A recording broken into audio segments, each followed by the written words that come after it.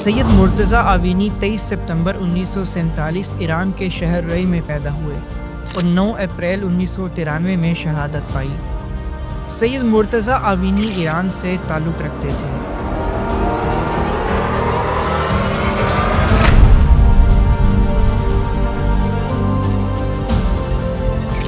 آپ نے مختلف ثقافتی شعبوں میں جیسے ڈاکومنٹری فلموں کی ہدایت کاری اور میگزین کے صحافی کے طور پر اپنا کردار ادا کیا۔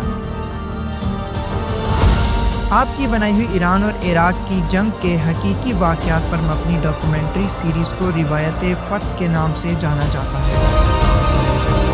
1965 میں آوینی نے تہران یونیورسٹی میں آرکیٹیکچر کے شعبہ میں داخلہ لیا۔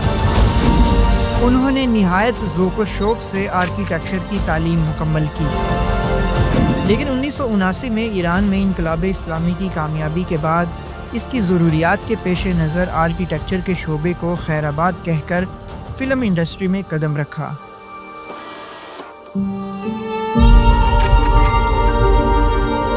ایران اور عراق کی جنگ کے بعد آپ نے میگزین میں مقالہ جات کی تصنیف کا کام شروع کیا۔ اس عرصے میں وہ سینما، فنکاری، دنیا کی مشترکہ ثقافت اور اس کے مختلف امور سے متعلق تصادم کے بارے میں اپنے نظریات کا اظہار کرتے تھے۔ یہ تمام نظریات، تحقیقات، مباحثات، تصنیفات، مقالہ جات کی صورت میں محفوظ ہیں۔ سینما کی نوعیت کے بارے میں آپ کا نقطۂ نظر فارابی نامی میگزین میں شائع ہوا ہے،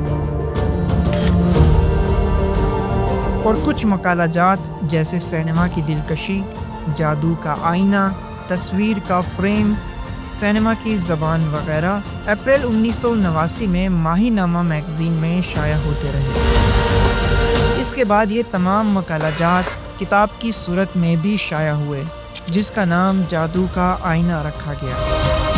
سینما کے بارے میں ان کے مقالات اور تنقید کے بارے میں یہ ان کی پہلی کتاب تھی۔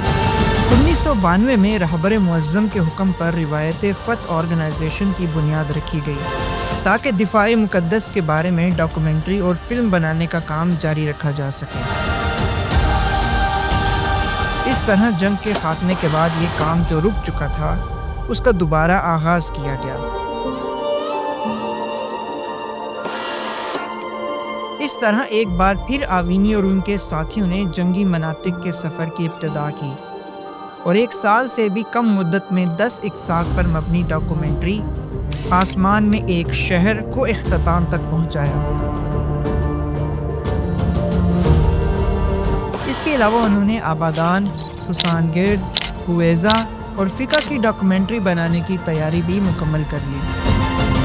بروز 9 اپریل 1993 میں جب آوینی محمد سعید یزدان پرست کے ساتھ فقہ کے علاقے میں ڈاکومنٹری بنانے کے لیے علاقے کا جائزہ لینے میں مصروف تھے